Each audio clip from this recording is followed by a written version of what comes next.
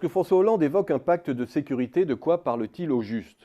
On sait que le président aime mettre sa politique en pacte. Pacte national pour la croissance, la compétitivité et l'emploi de novembre 2012, qui devient pacte de responsabilité en décembre 2013 et s'enrichit d'un pacte de solidarité en avril 2014. Et maintenant, un pacte de sécurité. Pacte ou packaging de communicants? Là est la question. Mais ce serait un faux procès, me semble-t-il. Les pactes de François Hollande marquent bien à chaque fois des tournants majeurs de doctrine et d'orientation des moyens.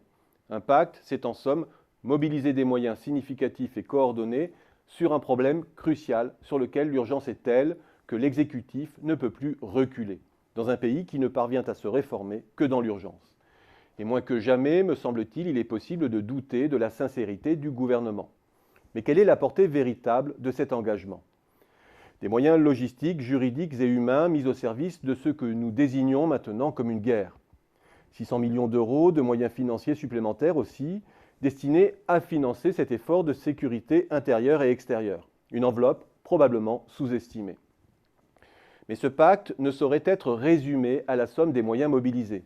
Car lorsque François Hollande affirme que le pacte de sécurité prime sur le pacte de stabilité, il exprime un message qui va bien au-delà de l'enjeu budgétaire. Il invite l'Europe entière à hiérarchiser ses priorités et à ne pas sacrifier l'essentiel sur l'autel de l'équilibre comptable.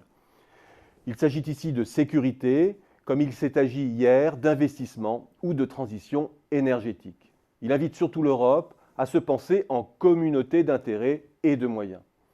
Car toutes les crises successives qui ébranlent l'Europe entière depuis 2008 révèlent en effet tout ce qui nous éloigne d'une communauté.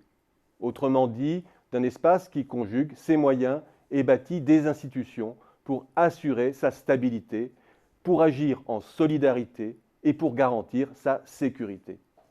Or, sur ces trois dimensions, qu'avons-nous vu jusqu'ici? 1. Que l'obsession de stabilité a supplanté tous les autres objectifs pour produire au final de la divergence et donc de l'instabilité potentielle. 2. Que lorsqu'un pays est défaillant, il importe avant tout de l'aider en lui présentant la facture, quel que soit le prix à payer pour les populations locales, une intransigeance impensable au sein d'une communauté nationale. Et enfin, que lorsqu'un pays est menacé dans sa sécurité, cela demeure d'abord un enjeu national. Et même confronté à une menace géostratégique lourde, avec des enjeux aussi pressants que la question des migrants ou de la radicalisation, aucun des membres de cette communauté ne parvient à faire émerger un intérêt partagé. On ne dit plus communauté européenne d'ailleurs, et à juste titre finalement, car sur les trois dimensions qui fondent une communauté, stabilité, solidarité et sécurité, l'Europe est défaillante.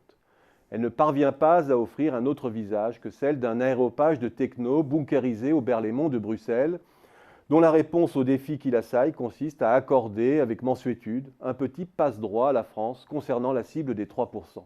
Le primat de la sécurité sur la stabilité, c'est cela pour Bruxelles.